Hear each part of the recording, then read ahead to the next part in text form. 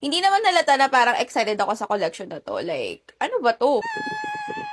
So, pinadalahan tayo guys ng Dazzle Me ng Barbie collection nila. Oh my God, guys! Talagang alam na alam nyo kung paano ako kukunin dahil, girl, ano ba to? By the way guys, suot ko yung mascara nila dahil nauna ito. So like, kanina ko pa to suot, as you can see.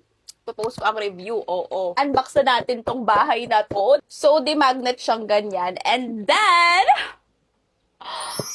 oh my God, may mga nakasabit na para bang wardrobe ba ito or what? So, ayan ang mga product, guys. Wait, ipapakita ko sa inyo. So, ilalapit ko na lang pala sa inyo, guys, kasi medyo mahirap siyang kunin. So, we have here wallet. Oh my God, may ganito na ako, te. Like, kadagdagan na naman to sa mga wallet ko na Barbie. And then, merong passport. Merong ganito. Then, guys, eto na ang mga produkto. Pero feeling ko nandito siya sa loob.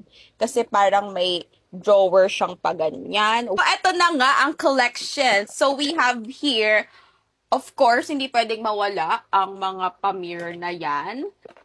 Parang nabuksan na to. Ano ba yun? Hindi na surprise. Merong HD Invisible Powder. Sobrang cute, guys. Oh my God, talaga. Ayan siya, color pink. And then, God!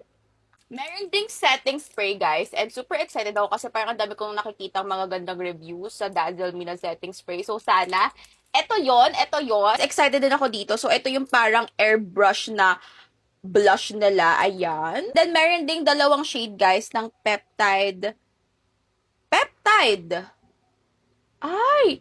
So, parang ano siya, matte tinted lip balm. Ganyan ang atake niya. Meron tayong phone because, you know, kailangan natin i-update si Barbie na parang, naman ito guys. So, kahit ma-hit pan nyo to or maubos nyo to, pwede nyo pa rin siya guys i-display or what? Dalawang shade guys. Ayan! Oh my God! So, ayun lang guys. Thank you so much, Dazzle Me!